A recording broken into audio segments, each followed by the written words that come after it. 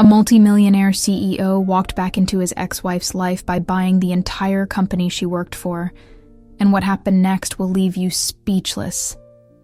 Sienna Ford's hands trembled as she stared at the email on her screen, the blue glow washing over her face in the dim Seattle office at 6:47 p.m. on a Friday that had started ordinary and was ending like a nightmare. Subject: acquisition complete. All staff meeting, Monday 9 a.m., Thorn Enterprises. She read the name 3 times, each pass making the letters blur more, until she had to grip the edge of her desk to steady herself. The signature at the bottom made her stomach drop like an elevator with cut cables. Gabriel Thorn, CEO, Thorn Enterprises. Her ex-husband. The rain hammered against the windows of the old converted warehouse that housed Halstead & Co., and the mid-sized marketing firm where she'd rebuilt her life one invoice, one client pitch, one quiet morning at a time for the past 4 years. The building still smelled like old wood and fresh coffee, still had exposed brick walls covered in mood boards and campaign posters, still felt like the safe harbor she'd found after the shipwreck of her marriage. And now Gabriel owned it. Owned her workspace, her colleagues, her carefully constructed refuge from everything he represented. "You look like you've seen a ghost." The voice belonged to Marcy Chen, her closest work friend, who appeared at her cubicle entrance carrying 2 mugs of terrible break-room coffee and wearing the concerned expression she usually reserved for client emergencies. Sienna's throat closed around words that felt impossible to say out loud. Worse than a ghost. My ex-husband just bought this company. Marcy nearly dropped both mugs, coffee sloshing dangerously close to the rims. Wait, Gabriel Thorn is your ex? The Gabriel Thorn? The guy who just made the Forbes 400 for tech acquisitions? The one who's been on the cover of Fast Company 3 times this year? He wasn't a billionaire when I left him. Sienna's voice came out flat, mechanical, like she was reading from a script someone else had written. He was barely making rent on our studio apartment in Capitol Hill. He worked 18-hour days on a startup nobody believed in, including me. The last 3 words tasted like rust and regret. She'd signed divorce papers 5 years ago in a legal Zoom office that smelled like old carpet and broken dreams, walking away from a man who chose code over conversation, venture capital meetings over their marriage, ambition over her. She'd been 26, exhausted from being lonely in a marriage that felt like living with a ghost who occasionally emerged from his laptop to sleep. He'd been 28, obsessed, unreachable, convinced his app would change everything. Convinced that sacrifice now meant happiness later, that she'd understand once the company took off, that love could survive on promises of soon and just a little longer. Turns out, he'd been right about the company. Wrong about everything else. Marcy set down the coffee with exaggerated care, like the mugs might explode. Sienna, honey, this is either the worst coincidence in history or... It's not a coincidence. Sienna pulled up Thorn Enterprises' recent acquisitions on her secondary monitor, her fingers moving automatically, while her brain tried to catch up with reality. The list was staggering. Media conglomerates, tech startups, entire marketing networks worth hundreds of millions. Halstead & Co.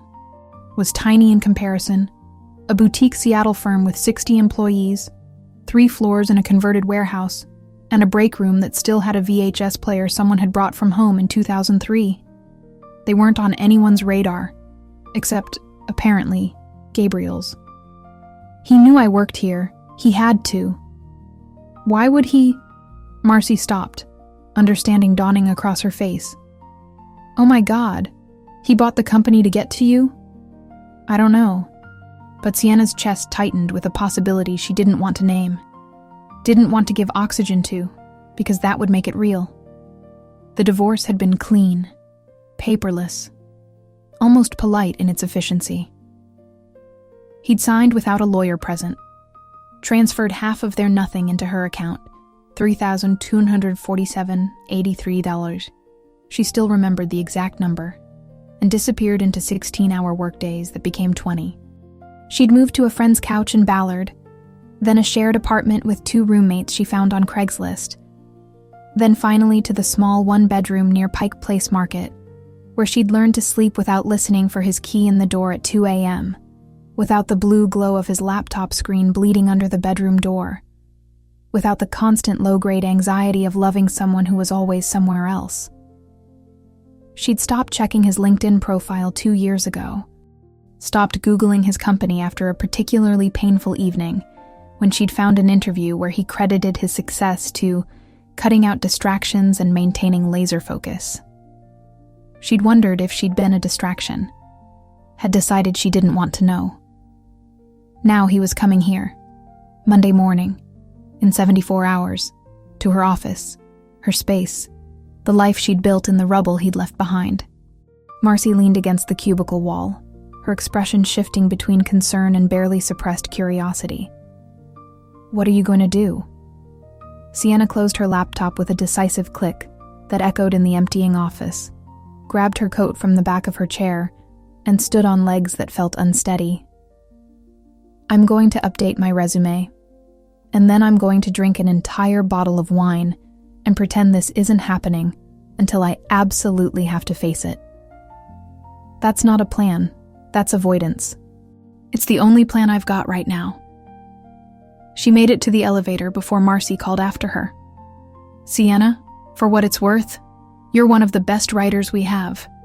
Whatever his reasons for buying Halstead, you earned your place here. Don't let him take that from you." Sienna nodded, not trusting her voice, and stepped into the elevator. The doors closed on Marcy's concerned face, and for the first time since opening that email, Sienna let herself feel the full weight of what was coming.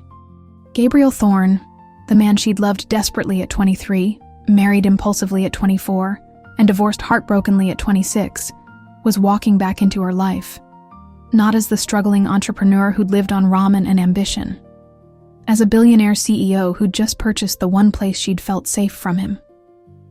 The elevator descended, and with each floor, Sienna felt 5 years of careful healing threaten to unravel. But before we step deeper into what happens when the past collides with the present in the worst possible way, tell me in the comments where in the world you're listening from. Like this video so this story reaches more hearts, and subscribe to follow what happens when Gabriel Thorne walks back into Sienna's life and discovers she's no longer the woman who walked away. Monday arrived with the kind of gray Seattle drizzle that turned the city into watercolor, blurring the edges of buildings and people until everything looked like it was dissolving into the sound. Sienna dressed in her sharpest blazer, charcoal gray, structured shoulders, the armor she wore to client presentations when she needed to feel invincible, and paired it with her favorite silk blouse and the heels that made her 3 inches taller. She arrived at Halstead & Co. 30 minutes early, her coffee cooling in her hand as she sat in her car and watched the building like it might transform into something else if she stared long enough. It didn't. Same red brick, same iron fire escapes zigzagging up the exterior, same hand-painted Halstead & Cumber sign that the founder's daughter had created 15 years ago. Except now, Gabriel owned every brick, every fire escape, every letter of that sign. The thought made her nauseous. She forced herself out of the car at 8:47, rode the elevator to the 3rd floor where the main conference room waited. The space was already filling with nervous energy, her boss Richard looking rumpled and anxious in a suit he clearly didn't wear often, the senior account managers clustered by the windows whispering speculation, the junior staff checking their phones with the barely concealed panic of people who just realized their job security was a myth. Design portfolios were tucked under arms. Resumes had probably been updated over the weekend. Everyone looked like they were attending a funeral for a company that wasn't quite dead yet. Sienna took a seat in the back row, as far from the front as geometry would allow.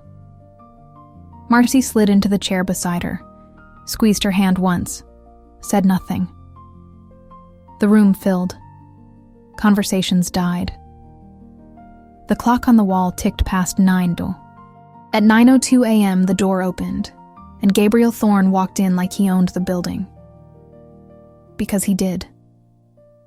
Sienna's breath caught despite every promise she'd made herself in the mirror that morning. Every internal pep talk, every reminder that she was over him, had been over him for years, had built an entire life in his absence. 5 years had sharpened him into something almost unrecognizable. The scruff was gone, replaced by a precisely maintained jaw and cheekbones that could cut glass. His hair was shorter, more controlled, styled with the kind of casual perfection that required professional help. The ratty t-shirts and jeans had been replaced by a midnight blue suit that probably cost more than her monthly rent, fitted so perfectly it had to be custom. But it was his eyes that stopped her. Still that impossible shade of gray-green that changed with the light, still intense enough to make her feel like the only person in any room, even now, even across 40 strangers and 5 years of silence. Those eyes found her in 3 seconds flat. She watched his expression shift in real time, recognition hitting like a physical force, something that might have been pain or longing or both flashing across his features. Then a carefully controlled blankness that made him look exactly like what he'd become, a CEO worth $2.3 billion who'd learned to show nothing he didn't choose to reveal. His hand tightened on the portfolio he was carrying, his jaw tensed. Then he turned to face the room, and the mask was complete. "Good morning." His voice was deeper than she remembered, rougher at the edges like he'd spent years giving speeches and conducting board meetings. "I'm Gabriel Thorne. As of Friday at 5 p.m., Thorne Enterprises owns Halstead & Co. I'm not here to gut the company or fire everyone, so you can stop looking at me like I'm the villain in a corporate thriller." A few nervous laughs rippled through the room. "I'm here because this firm has something my other acquisitions don't. Authentic voice. You tell stories that feel human. That's rare in this industry. That's valuable. And I want to scale it." He spoke for 12 minutes about growth strategy, expanded client rosters, investment in infrastructure and equipment, opportunities for advancement. He mentioned plans to double the staff within 18 months, to pursue national accounts they'd never had the resources to compete for, to position Halstead as a creative powerhouse instead of a regional boutique. His presentation was polished, confident, backed by slides that showed exactly how much research he'd done into their strengths and weaknesses. He'd clearly spent months preparing for this acquisition, understanding their business model, identifying their market position. Sienna heard maybe half of it. The rest of her awareness was occupied by the way he didn't look at her again after that initial 3-second acknowledgement. The way his hands gripped the edge of the presentation table like he was physically holding himself in place. The way his voice caught, just barely, just for a fraction of a second, when someone asked about creative leadership and he said the words existing talent, while carefully not turning toward where she sat. She noticed the way he'd positioned himself in the room, angled so he could see her in his peripheral vision without obviously staring. Noticed the slight tension in his shoulders that suggested he was as aware of her presence as she was of his. When someone asked about restructuring, his answer was immediate and firm. "No one's losing their job. I'm not interested in slash-and-burn acquisition strategies. Every person in this room was hired because they're good at what they do. My job is to give you better resources and bigger opportunities, not to tear apart something that already works. But I will be conducting individual meetings with senior staff this week to understand workflow, team dynamics, and individual career goals. My assistant will send out the schedule by end of day." The meeting ended at 9:47. People filed out in anxious clusters, their conversations a mix of cautious optimism and continued skepticism. Sienna stood, grabbed her notebook, and made it exactly 3 steps toward the door before she heard her name. "Sienna. My office. Now." The room had emptied except for them. Gabriel stood with his hands in his pockets, a gesture she remembered from 1,000 arguments, the way he'd try to look casual when he was actually wound tight as wire, looking at her like she was a problem he'd been trying to solve for 5 years and had finally cornered. "You don't have an office here yet," she said, proud of how steady her voice came out, how neutral, professional, like he was just another CEO and she was just another employee. Richard's lending me his for the week. He gestured toward the door. Please. It wasn't a request. It was the voice he probably used in board meetings, the one that expected compliance. She hated that it still worked on her. Richard's office was all windows and IKEA furniture trying desperately to look expensive. A glass desk that showed every fingerprint, ergonomic chairs in aggressive shades of gray, motivational posters about synergy and innovation that Richard had probably inherited from the previous occupant. The view looked out over Pioneer Square, the Smith Tower visible in the distance, ferry boats cutting white lines across Elliott Bay. Gabriel closed the door behind them, and suddenly the space felt suffocatingly small, the air charged with 5 years of unspoken words. He didn't sit, neither did she. They stood on opposite sides of Richard's desk like it was a demilitarized zone neither was willing to cross. You knew I worked here, Sienna said. Not a question. An accusation. Yes. And you bought the company anyway. Because you worked here. His voice was quiet, almost careful, like he was defusing a bomb, and one wrong word would detonate everything. I've been tracking Halstead's work for 2 years. The Nordstrom campaign last spring? The one about women reclaiming their power through style? That was your copy. I recognized your voice in every line. The REI rebrand that repositioned them as champions of accessibility instead of just outdoor gear? You. The Pike Place Market campaign that made tourists cry because it felt so authentic? Also you. He paused. You've become exactly what I always knew you would. One of the best storytellers in the industry. And I couldn't stop reading everything you wrote because it was the only way I could still hear your voice. Her heart hammered against her ribs hard enough to hurt. Gabriel, that's borderline stalking. It's business. But his expression cracked, just for a second, and she saw the boy she'd married underneath the CEO veneer. And it's the only way I could figure out how to see you again without showing up at your apartment like a psychopath. I didn't know your address. You're not on social media. You changed your phone number. I tried finding you for months after the divorce, and you disappeared so completely it was like you'd been erased. So when I found your work, when I realized I could track you through your words, I held on to it, read every campaign, learned which projects were yours by the rhythm of the language, the way you structure emotion. And then 6 months ago, I decided that if I was going to keep obsessing over you from a distance, I might as well actually do something about it. So you bought my job? Sienna's voice rose despite her attempt to stay calm. You purchased the entire company where I work because you couldn't find my phone number?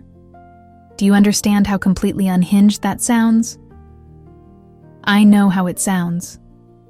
He pulled a hand through his hair, disrupting the careful styling, making him look more like the man she remembered. But Sienna, I couldn't just show up in your life asking for coffee or a conversation. You left me. You walked away because I chose wrong every single day of our marriage. Because I made you invisible while I chased something I thought mattered more. What right did I have to insert myself back into your life just because I finally figured out what an idiot I'd been? So instead, you bought your way in? That's so much better, Gabriel. Really shows you've learned about boundaries and respect. I didn't buy Halstead to control you or manipulate you into talking to me. His voice sharpened with frustration. I bought it because it's a good investment. Because the company has potential that's being wasted with limited resources. Because Richard is brilliant at relationships, but terrible at scaling. And you have talent that deserves a bigger platform. And yes, because it meant I'd be in the same building as you and maybe you'd give me 5 minutes to tell you that I'm sorry. That you were right. That leaving me was the smartest thing you ever did, and I spent 5 years proving it by building an empire that feels completely empty, because you're not in it. The raw honesty in his voice stopped her cold. She'd expected corporate smoothness, CEO manipulation, the kind of calculated vulnerability that powerful men used like a weapon. This was just pain. Real and unpolished and achingly familiar. "I need to get back to work," she whispered, reaching for the door handle because if she stayed in this room one more second, she was going to cry or scream or possibly both. "Sienna, wait." "No." She turned to face him, and the look in his eyes was so raw it hurt to hold. "You don't get to do this. You don't get to walk back into my life in a $5,000 suit with your billion-dollar company and your perfectly rehearsed apology and expect me to just... What?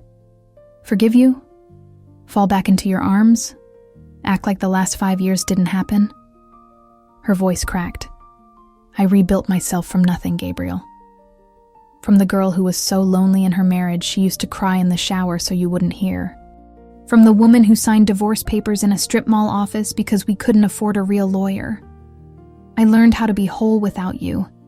And now you show up owning my workplace, disrupting my peace, making me feel things I buried so deep I forgot they existed, and you think... What exactly do you think happens now?" "I don't know." His voice dropped to barely above a whisper. "I just know that for 5 years I've built everything I thought would make me happy, and every single day of it felt like wearing someone else's life. I bought penthouses I don't sleep in, cars I don't drive, attended galas where everyone wanted something from me and no one actually knew me. I made Forbes lists and closed billion-dollar deals and got invited to speak at conferences, and the whole time I kept thinking, if I could just build something big enough, maybe I'd stop feeling like I lost the only real thing I ever had. That's not my problem anymore." "I know." He took a careful step closer, and she forced herself not to step back. "I'm not asking you to fix me or save me or make me feel whole. I'm not asking for another chance at what we had, because that's gone and we both know it. I'm asking if we could start over. Not as who we were, as who we are now. You're not the woman who left me. You're stronger, more confident. You found your voice, and it's extraordinary. And I'm not the obsessed startup founder anymore. I have a therapist. I work reasonable hours. I've learned that success means nothing if you achieve it alone." Sienna's hands were shaking. She gripped the door handle tighter. "Gabriel, I can't..." "Then don't decide now." His eyes held hers. "Just let me prove I'm different. Let me show up in ways I never did before. Let me be present for once in my life instead of always chasing the next thing, the next deal, the next milestone. I know I don't deserve it. I know you have every right to tell me to go to hell. But I'm asking anyway because the alternative is spending the rest of my life wondering what would have happened if I'd just been brave enough to tell you the truth. I never stopped loving you, Sienna. Not for one day in 5 years." The words hung in the air between them like smoke, like oxygen, like something combustible waiting for a spark. She should have said no. Should have protected the fragile peace she'd built in his absence. The life that was small but hers, uncomplicated by his intensity and ambition, and the way he'd always made her feel like she was drowning in his wake. Instead, she whispered, "Okay." The relief in his expression was almost painful to witness, like he'd been holding his breath for 5 years and finally remembered how to exhale. 3 weeks into Gabriel's ownership, Halstead & Comer began to transform in ways both visible and subtle. New equipment arrived in unmarked boxes, state-of-the-art monitors with color accuracy that made the designers weep with joy, ergonomic chairs that didn't squeak, laptops that didn't take 5 minutes to boot up. The break room underwent a quiet revolution. The ancient coffee maker that produced something resembling battery acid was replaced by an espresso machine that actually worked. The mini fridge that hummed ominously was swapped for a full-sized one stocked with actual food, and someone installed a water filtration system that made the tap water taste like it came from a mountain spring instead of Seattle's ancient pipes. But the biggest change was Gabriel himself. He worked from Richard's borrowed office but spent more time on the floor than behind a desk, sitting in on pitch meetings, reviewing campaign concepts, asking questions that proved he'd actually read every brief and remembered every detail. He learned names, remembered birthdays, asked about people's families. The staff's initial terror gradually morphed into cautious optimism, then something approaching actual enthusiasm when he approved budget increases that let them compete for clients they'd only dreamed about before. And every evening, around 7 o'clock when the office had mostly emptied, he'd find Sienna. Sometimes with food. Thai from the place on Capitol Hill, Vietnamese from the Little Saigon district, pizza from the spot in Ballard they used to frequent when they were married and broke and thought love was enough. Sometimes just with coffee, her order memorized down to the specific temperature and foam ratio. Sometimes he'd just appear with nothing, pull up the extra chair by her desk, open his laptop, and work in silence while she wrote copy. The quiet companionship filling a space she hadn't realized was still hollow after 5 years. It was terrifying how easily they fell back into rhythm, like their bodies remembered a choreography their minds had tried to forget. "You're playing with fire," Marcy warned over lunch in the newly renovated break room, which now had a cappuccino machine and windows that actually opened. "Everyone's already talking about how much time he spends at your desk. Jenny from accounting said she saw him bring you dinner 3 times last week. David from design thinks you're sleeping together." "We're not." Sienna stopped, realizing she was defending something that didn't have a clear definition. "We're just figuring things out. Honey, he looks at you like you're the only person who knows the password to his soul." Marcy bit into her sandwich, actual good bread from the local bakery, another Gabriel edition. "And you look at him like you're trying not to drown. What happens when the board finds out the CEO is courting an employee at his own acquisition? What happens when HR gets involved? What happens when this goes south and you're the one left without a job? We're not. It's not like that. Then what is it like?" Marcy's voice was gentle but insistent. "Because from where I'm sitting, you're falling for him again. And maybe he's different now. Maybe he's actually showing up the way he should have before. But Sienna, he's still a billionaire CEO and you're still his employee. The power dynamic alone is—" "I know." Sienna set down her fork, appetite gone. "Trust me, I know. I think about it constantly.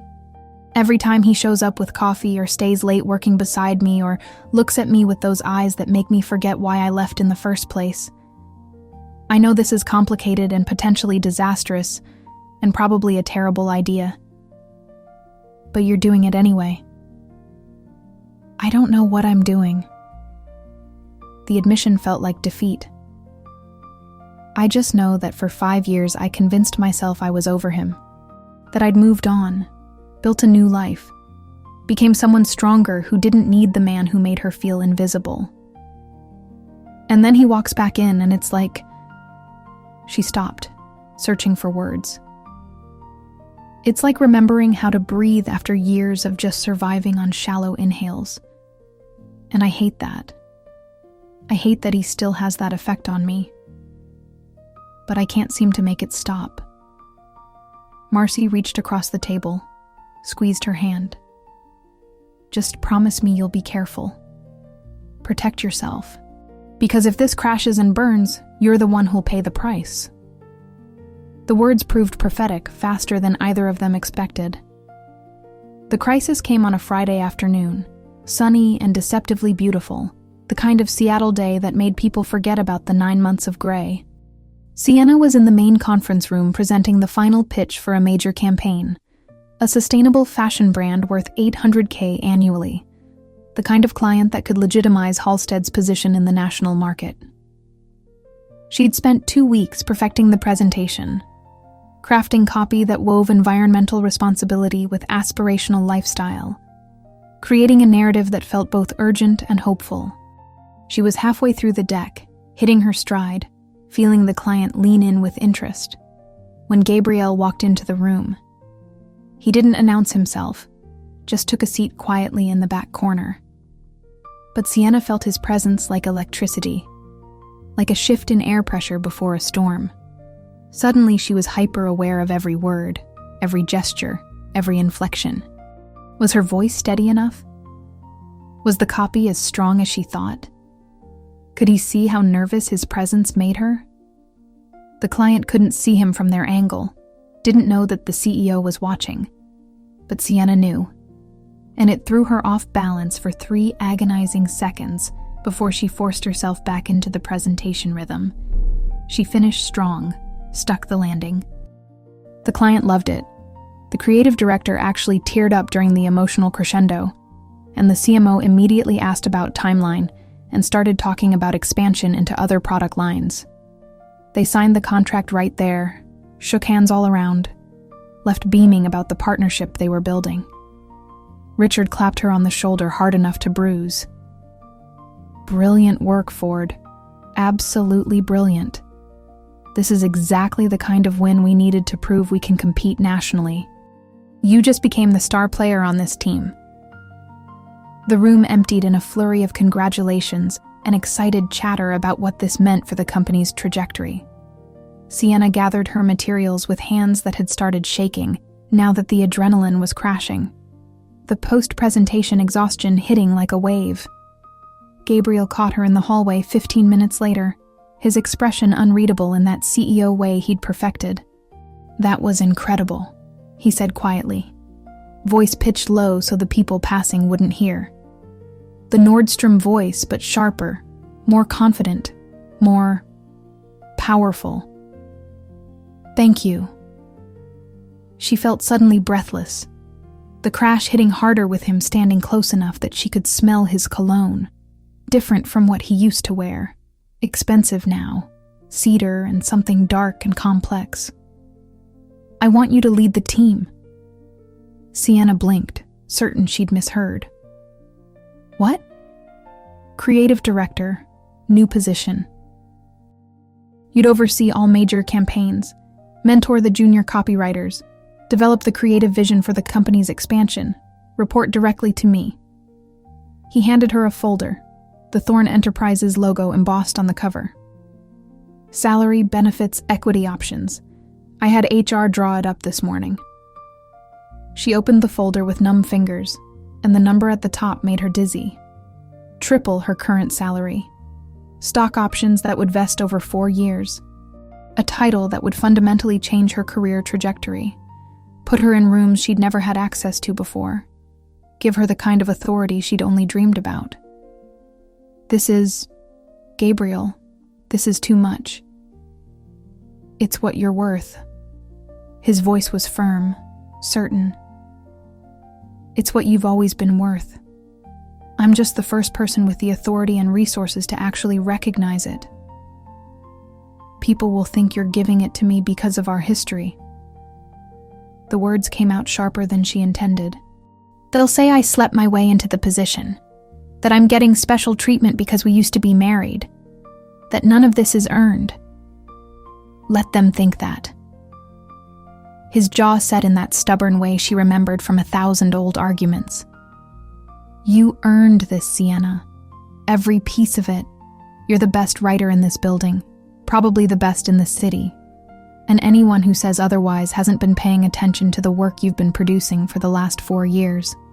She looked at the contract, then at him, and felt the careful walls she'd been rebuilding start to crack under the weight of what he was offering.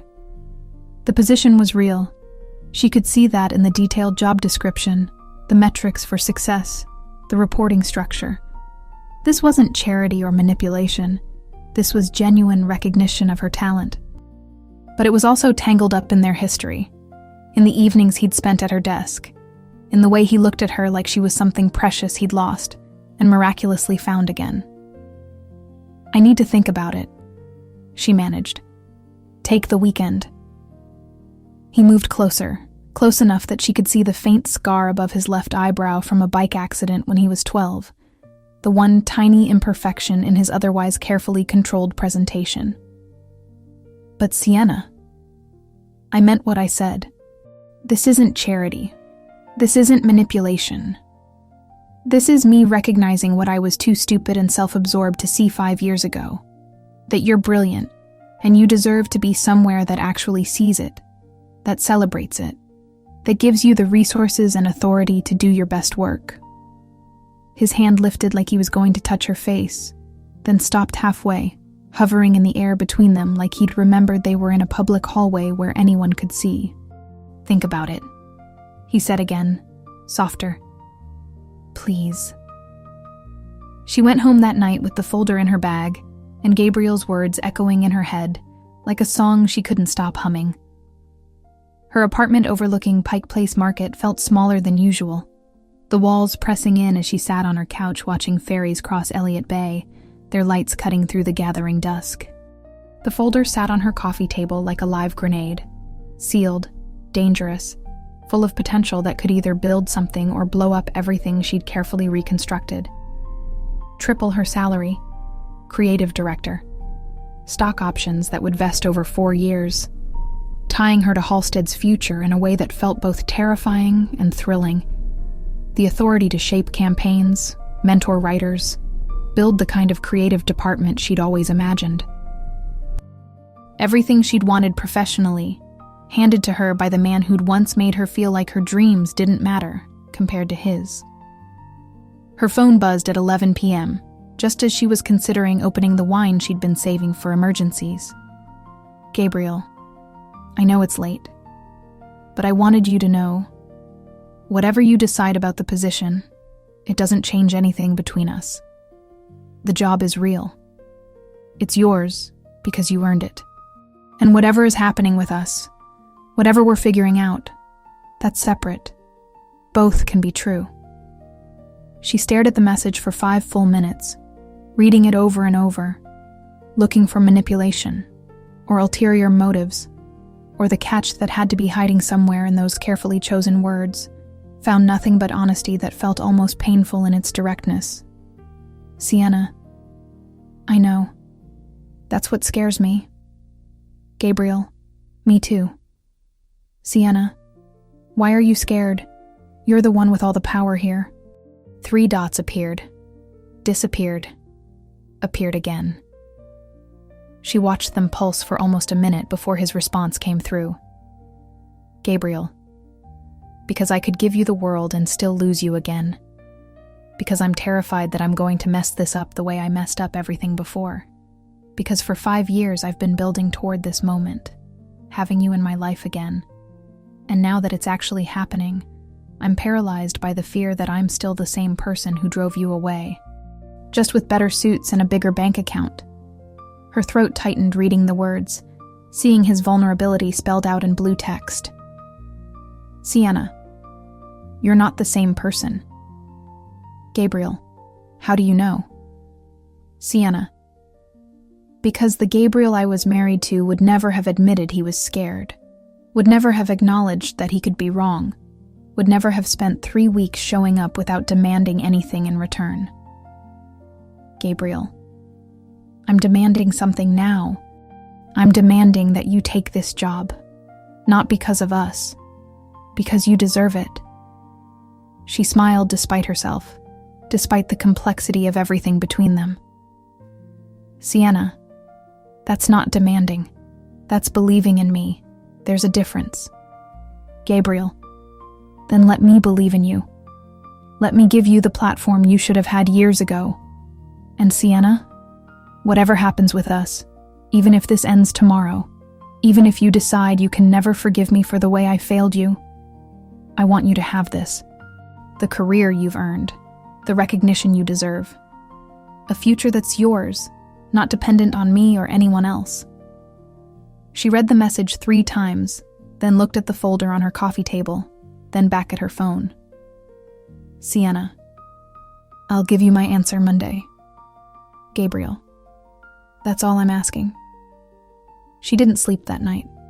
Lay in bed, watching headlights sweep across her ceiling, thinking about 23-year-old Sienna, who'd fallen for a brilliant, obsessive entrepreneur with more ideas than money. About 26-year-old Sienna, who'd walked away because loving someone who was never present felt like drowning in slow motion. About 31-year-old Sienna, who'd built a career and a life and a sense of self that didn't require anyone's validation. And about Gabriel, both versions of him. The man who'd chosen his startup over their marriage, who'd missed their first anniversary because of a pitch meeting, who'd been so consumed by the fear of failure that he'd failed at the only thing that actually mattered. And the man who'd bought a company just to be near her again, who showed up with Thai food and remembered her coffee order, who looked at her like she was the answer to a question he'd been asking for 5 years. Monday arrived cold and crisp, the kind of November morning that promised winter was coming. Sienna wore her interview suit, the navy one she saved for moments that mattered, the one that made her feel like she could walk into any room and belong there. She arrived at Halstead 30 minutes early, the signed contract in her bag, her heart hammering against her ribs like it was trying to escape. Gabriel's borrowed office door was already open, light spilling into the hallway. She knocked once, more announcement than request for permission. He looked up from his laptop, and something in his expression shifted from guarded hope to cautious relief when he saw what she was carrying. "I have conditions," Sienna said, closing the door behind her and setting her bag down with deliberate care. "Name them." He stood, came around the desk but maintained distance, giving her space to breathe. "First, I report to you professionally, but I want a mentor outside this company. Someone who can give me feedback that isn't filtered through our history. Someone who can help me grow as a creative director without the complication of our past." "Done. I already reached out to Diane Chen at Whedon plus Kennedy. She said she'd be honored to mentor you. If you want someone else, I can arrange that too." Sienna blinked, surprised he'd already thought that far ahead. That would be perfect. Second condition? If it doesn't work, if it gets complicated, if we try and fail again, I don't lose this job because we couldn't figure out our personal life. I need that in writing, Gabriel. I need protection that's legally binding, not just your word. His expression softened with something that looked like respect. "I'll have the lawyers draft a protection clause today. Your position, your salary, your equity, it's all independent of whatever happens between us personally. You have my word, and you'll have it legally binding by end of week. Anything else happens, you walk away with everything intact plus severance that would make you comfortable for 2 years while you find your next position." Third. She met his eyes, and this was the question that actually mattered, the one that would determine everything. "I need to know why you really bought this company, not the business answer you gave the board. Not the strategic positioning about authentic voice and scaling potential, the real reason, the truth you're not telling anyone else." He was quiet for a long moment, and she watched him struggle with the answer, weighing truth against self-protection the way he always had. Then something in his expression shifted, cracked open, and she saw straight through to the wounded part of him he'd spent 5 years trying to bury under success. "When you left, I convinced myself it was temporary," he said, voice low and rough like the words were scraping his throat raw. "That once I made the company successful, once I proved I wasn't going to fail like my father always said I would, you'd see that it was all for us. For our future, for the life I was trying to build." He laughed, bitter and quiet. "It took me 2 years to realize you weren't coming back. Another year to understand why. To accept that I'd destroyed the best thing in my life because I was too terrified of becoming my father, broke, bitter, full of regrets about dreams he never chased. That I became something worse. Someone who had everything and no one to share it with." His hands clenched into fists at his sides, like he was physically holding himself together. "I tracked Halstead because I couldn't stop reading your work. It was pathetic, honestly. I'd read campaign copy at 2 a.m. like it was poetry, looking for traces of you in the word, choices, the rhythm, the emotional beats, trying to figure out who you'd become without me. And then 6 months ago, I saw you." His voice cracked. "Pure accident. I was in Seattle for a meeting, and you walked past the restaurant. You were laughing with someone, carrying coffee, wearing this yellow raincoat I'd never seen before, and I realized I didn't know you anymore. Didn't know what you drank, where you lived, what made you happy. I'd spent 5 years trying to fill the space you left, building bigger and bigger things to cover the hole, and I didn't even know who you'd become. Sienna's eyes burned with tears she refused to let fall. So I bought the company, Gabriel continued, because it was the only way I could think of to be part of your life without forcing my way into it. To see if the woman I fell in love with at 23, the one who made me laugh when I was drowning in code, who believed in me before anyone else did, who saw through my bullshit and loved me anyway, if she was still there, and if maybe, somehow, I could be someone worth her time again. Someone who actually showed up. Someone who chose her. The silence between them felt alive, electric, trembling with 5 years of unspoken words finally given voice. "I'm not the same person I was," Sienna whispered. "I'm not 26 and hopeful and willing to be invisible while you chase your dreams. I know. I can see it in everything you create, every pitch you give, every time you stand up in a meeting and command the room. You found the voice you were always supposed to have." He took a careful step closer. "And I'm not the same either. I don't work 18-hour days anymore. I have a therapist who's helped me understand that my father's failures aren't mine to carry. I've learned that building an empire doesn't mean anything if you build it alone. I've learned," his voice dropped to barely above a whisper, "that I'd rather have you, and nothing than everything, without you." "Gabriel, I'm in love with you, Sienna." The words came out like a confession, like something he'd been holding back for so long. It hurt to finally release. "I was in love with you when we signed the divorce papers, and I'm in love with you now. I'm in love with who you were, and who you've become, and every version in between. And I know that's not fair to say. I know it puts pressure on you that you don't need. But I can't keep pretending this is just about work, or second chances, or proving I've changed. I want us back, in whatever form you're willing to give me. Even if it's just this, standing in an office, talking honestly for the first time in 5 years."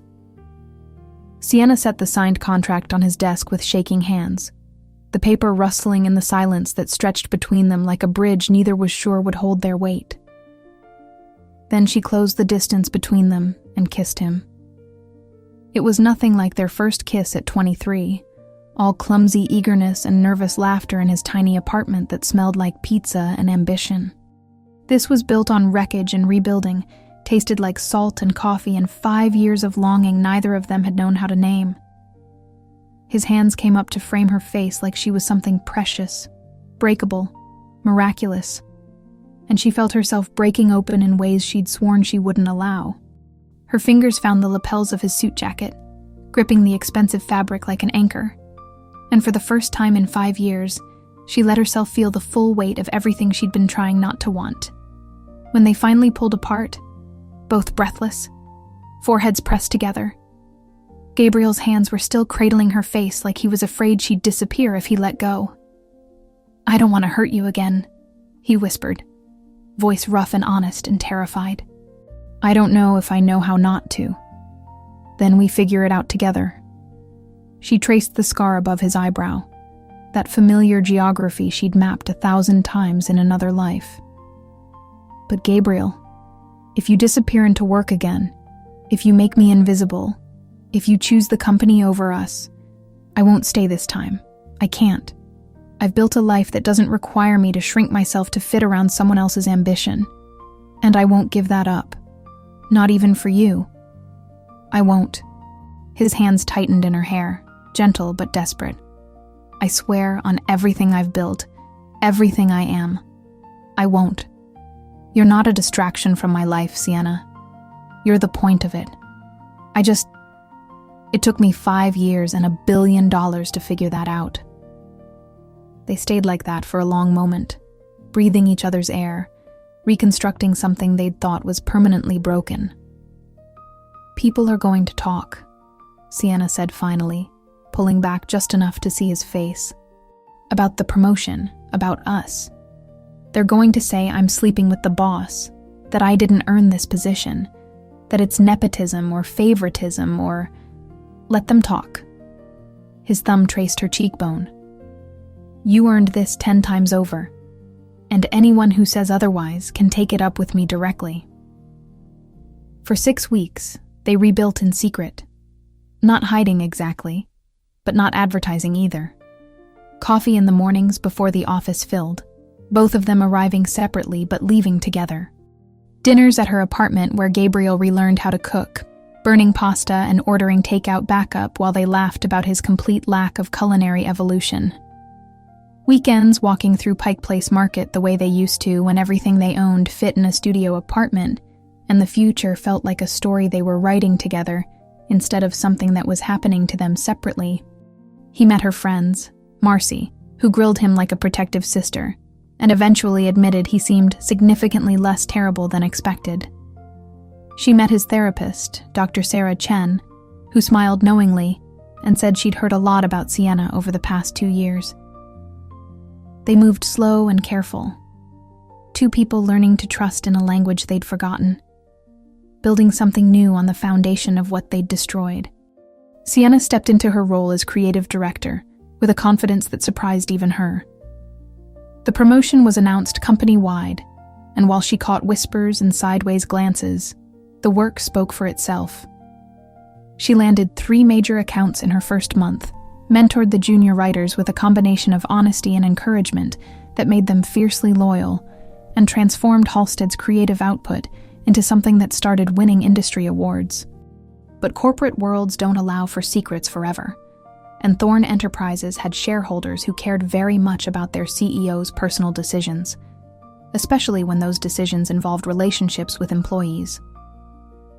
The call came on a Tuesday morning in early January, cold and crisp, the kind of winter day that made Seattle feel like it was holding its breath. Gabriel's lead investor, Marcus Chen, the venture capitalist who'd backed him from the beginning when no one else believed in his vision, requested an emergency board meeting. The agenda was deliberately vague. Leadership concerns and conflicts of interest. Sienna found out when Gabriel showed up at her apartment at midnight, still in his suit, tie loosened, looking like he'd aged 5 years in a single afternoon. Marcus knows, he said, voice flat with exhaustion. About us. Someone sent him photos from last week. Us having dinner at Canlis, you leaving my apartment Saturday morning, walking through Pike Place holding hands. He's calling an emergency board meeting tomorrow. Says there are concerns about my judgment, about potential conflicts of interest, about exposure to lawsuits and reputational damage. Her stomach dropped like an elevator with cut cables. What does that mean? It means the board wants answers. He sat on her couch, head in his hands. Marcus is worried it compromises my judgment, makes the company vulnerable to accusations of favoritism or hostile work environment claims if things go badly.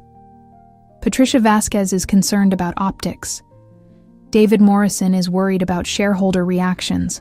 They want me to either step back from Halstead's operations entirely, install a neutral CEO to run it independently, or... He stopped, jaw clenching. Or what? Or end it with you, cleanly, publicly. Make it clear it was a brief lapse in judgment that's been corrected and won't happen again. The words hit like a physical blow, knocking the air from her lungs. A lapse in judgment. Sienna's voice came out flat, dangerous. That's what they called me? That's what I am to your board? A mistake you need to correct? That's what Marcus is calling it. The board is concerned about liability, about potential lawsuits from other employees claiming favoritism, about the media getting hold of this and spinning it into something ugly, about... Gabriel's hands clenched into fists against his thighs. It's corporate politics bullshit, Sienna. It doesn't mean anything about what you actually are to me. It means I'm a liability to your empire. She stood, pacing to the window, arms wrapped around herself like she was holding herself together. It means that when it comes down to it, you have to choose. Again.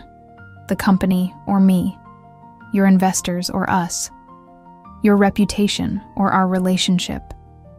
No. He stood too, crossed to her. That's not, Sienna, it's not that simple. Isn't it? She turned to face him, and her eyes were bright with unshed tears and anger, and 5 years of fear that this exact moment would happen. You built an empire. Congratulations. You proved your father wrong. You made the Forbes list. You became everything you said you would. And now your empire is asking you to choose. So what's it gonna be, Gabriel? Because I've been here before. I've been the thing you sacrificed for the business, and I told you I wouldn't do this again. Then what are you going to do? She needed to hear him say it. Needed to know if 5 years and $1 billion and all his promises about being different had actually changed anything. Or if when push came to shove, he'd still choose the safe path over the true one. Gabriel looked at her like he was memorizing her face, like he was solving an equation that had taken him 5 years to understand. I'm going to tell them the truth. The boardroom at Thorn Enterprises' Seattle headquarters was all glass and steel, and the kind of expensive minimalism that made people speak in hushed voices, like regular volume might shatter the carefully constructed illusion of control. 16 floors up, floor-to-ceiling windows overlooking Elliott Bay, a table that could seat 20 made from a single piece of reclaimed wood that probably cost more than most people's cars. Gabriel stood at the head of that table, facing 12 board members who'd collectively invested billions into his vision. And Sienna watched from the gallery seating, her heart hammering so hard she felt dizzy. Marcus Chen spoke first, his voice careful, almost paternal. Gabriel, we've built something extraordinary together. You've exceeded every projection, every goal we set 5 years ago. But this relationship with an employee at one of your acquisitions, it's a liability we can't afford. The optics alone could trigger shareholder lawsuits. And if things go badly, if she decides to claim coercion or harassment or hostile work environment, she won't, Gabriel interrupted, voice steel. Her name is Sienna Ford. She's the creative director at Halstead & Co. She's also the most talented storyteller I've ever worked with, and she earned her position through 4 years of exceptional work that I can document down to individual campaigns. And she's not going to sue because she has integrity and talent and doesn't need to weaponize our relationship for professional gain. You can't guarantee that, Patricia Vasquez said, leaning forward. She was a shareholder who'd made her fortune in tech acquisitions, known for cutting through emotional arguments with surgical precision. What happens when this ends? When the romance fades? When complications arise? When one of you wants out? You're exposing us to massive legal risk. You're jeopardizing everything we've built together. I understand your concerns. Gabriel's voice was measured, controlled, but Sienna could see the tension in his shoulders. But dismissing this as a simple romance that will fade is missing the actual situation. Then explain the situation, Marcus said. Help us understand why you're willing to risk everything for this relationship. Gabriel pulled out a folder, set it on the table with deliberate care. This is my proposal. I'm stepping back as CEO of Thorn Enterprises. The room erupted in chaos, voices overlapping, chairs scraping, Patricia actually standing up in shock. Gabriel raised his voice over the noise. I'll remain as chairman of the board with full voting rights. I'll consult on major acquisitions and strategic direction. But day-to-day operations transfer to Sarah Lynn. She's been COO for 3 years. She knows the company better than anyone. And she's frankly more qualified for operational leadership than I ever was. This isn't a resignation. It's a restructuring that's better for the company and better for me. You're willing to give up control of your own company for a woman you divorced 5 years ago? Patricia's voice carried a mix of incredulity and something that might have been grudging respect.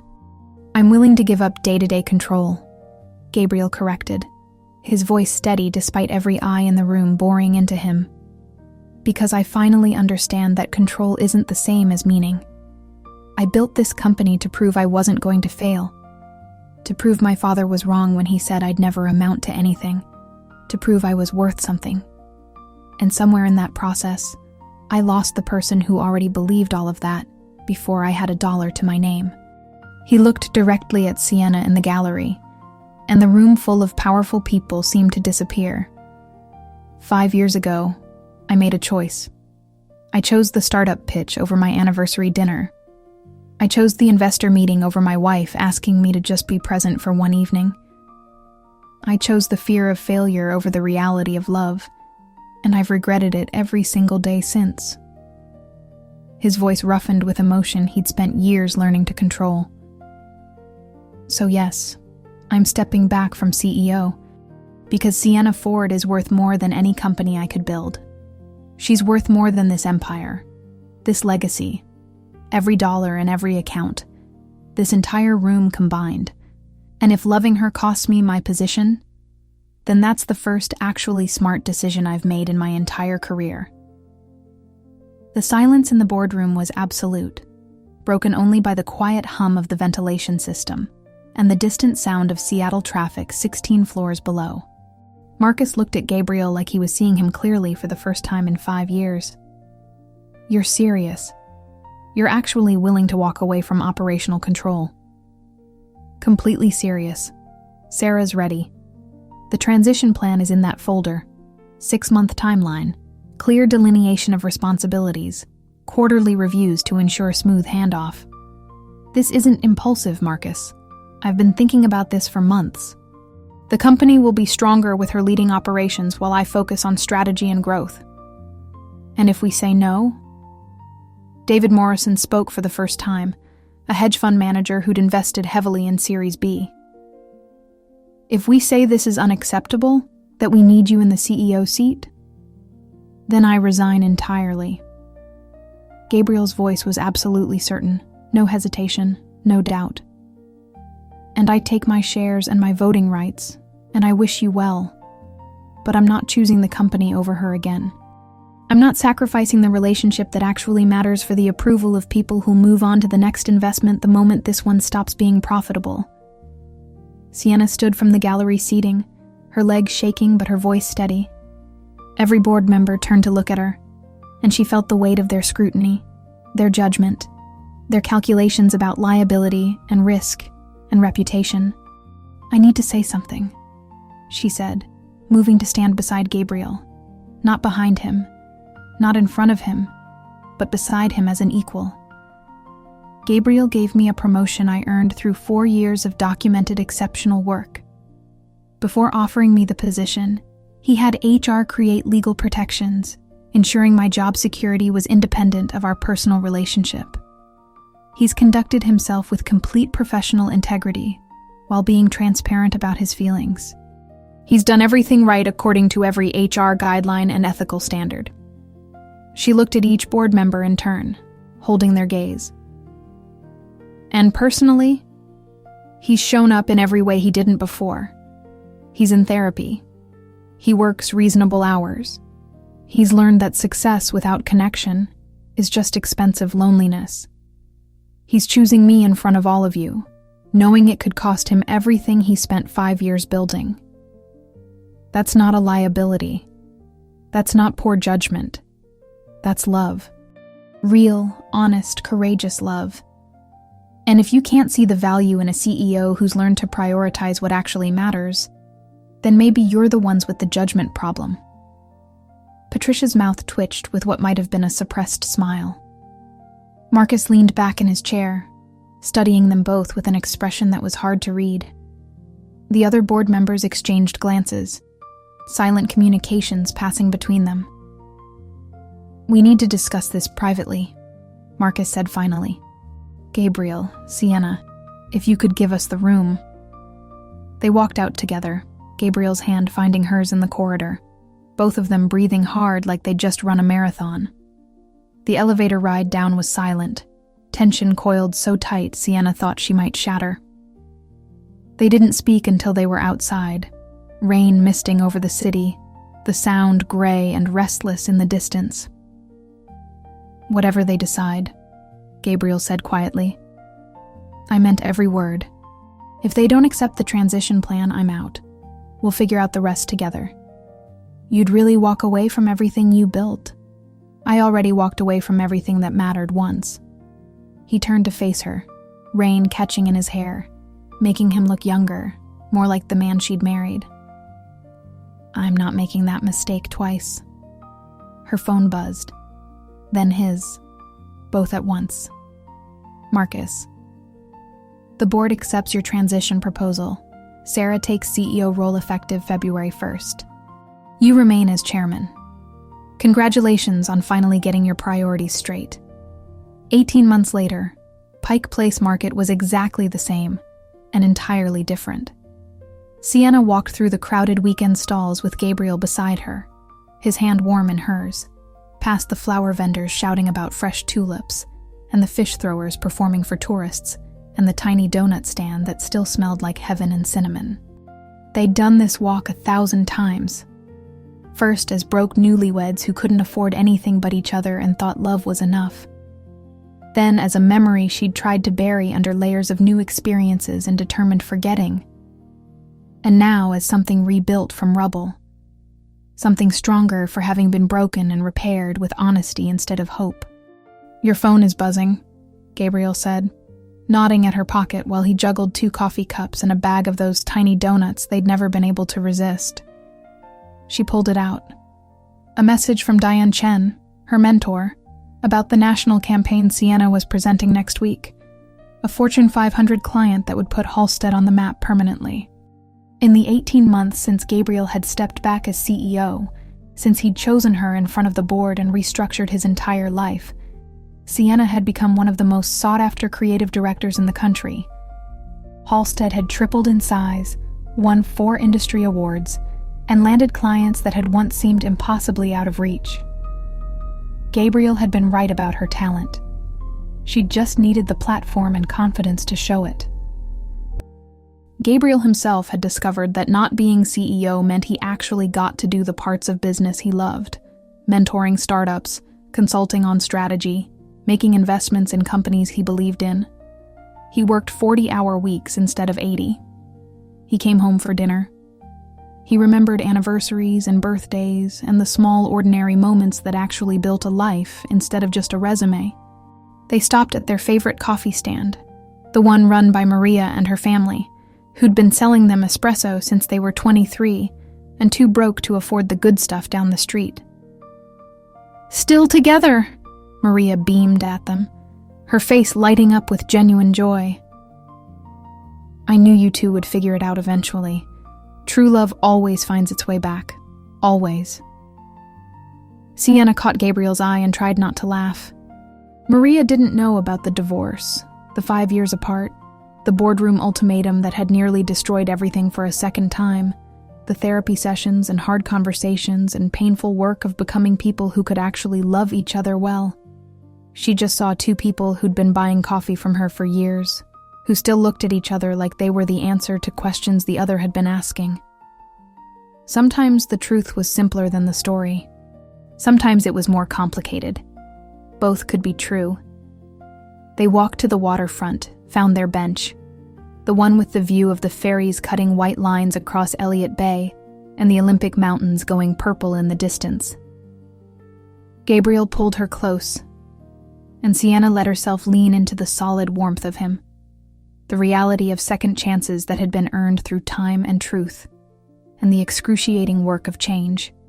I have something for you, Gabriel said quietly, setting down his coffee with the kind of careful deliberation that made her heart speed up. He pulled a small box from his jacket pocket, not a ring box, something flatter, leather, worn at the edges, and handed it to her with hands that were actually shaking slightly. Inside was a key. Brass, ordinary, attached to a keychain with a tiny engraved plate. Home. It's to the house, he said, words coming faster now. Nervous in a way that made him seem more like the boy she'd married than the CEO he'd become. The one we looked at in Madison Park last month. The one you said was too expensive and impractical and had way more space than we needed. The one with the reading nook you pretended not to love, and the kitchen with enough counter space for both of us to cook without killing each other, and the view of the water that made you go quiet in that way you do when something matters. Gabriel, I bought it.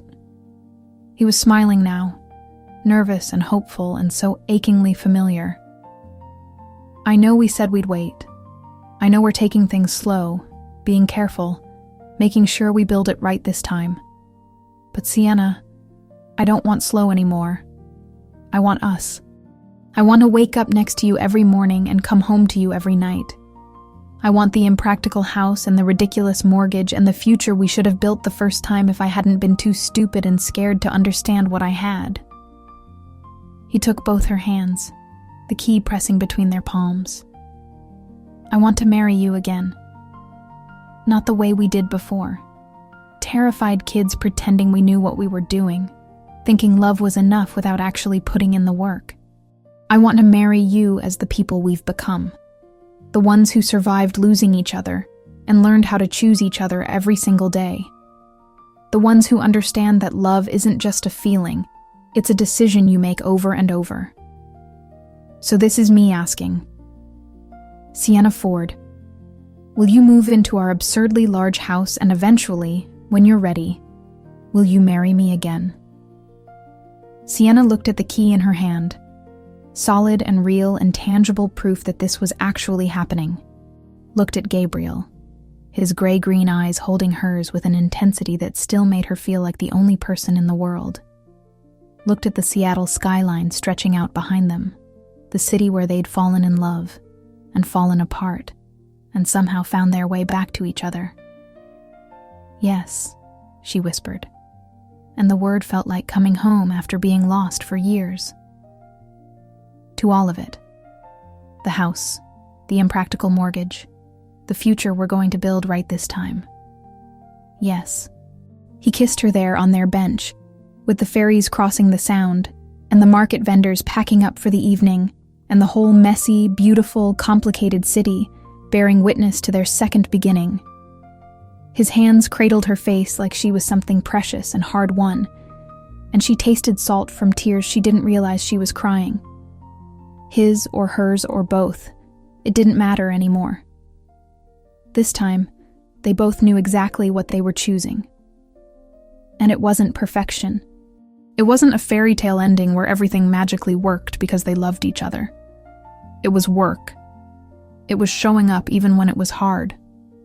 It was choosing vulnerability over pride, presence over achievement, connection over control. It was real. And that made it worth everything. In the end, this story isn't really about a multimillionaire CEO buying a company to win back his ex-wife, though that's how it started. It's not even about second chances at love, though that's certainly part of it. It's about the difference between building an empire and building a life. About understanding that you can succeed at everything and still fail at what matters most. About the courage it takes to admit you were catastrophically wrong. To do the painful work of actually changing instead of just promising to, and to choose love even when it costs you the thing you thought defined your worth. It's about learning that the greatest risk isn't failure. It's succeeding at everything except the things that make success mean something. It's about understanding that presence is more valuable than presence, that showing up consistently matters more than grand gestures, and that real love isn't about someone completing you. It's about two whole people choosing to build something together. If this journey moved you, if it made you think about what you're building in your own life, and who you're building it with, and whether you're choosing achievement over connection, leave your rating from 0 to 10 in the comments. Tell me what resonated, what surprised you, what made you think differently about second chances, and the difference between making a living and making a life. And if you believe that some stories aren't just entertainment, but mirrors that show us truths we've been avoiding, that real transformation requires more than wanting to change. It requires doing the unglamorous work of therapy and self-reflection and choosing differently every single day. Then subscribe. Because the next story is waiting, and it needs hearts like yours to find it. Hearts that understand that the best love stories aren't about perfection. They're about two imperfect people who refuse to give up on becoming better versions of themselves, together.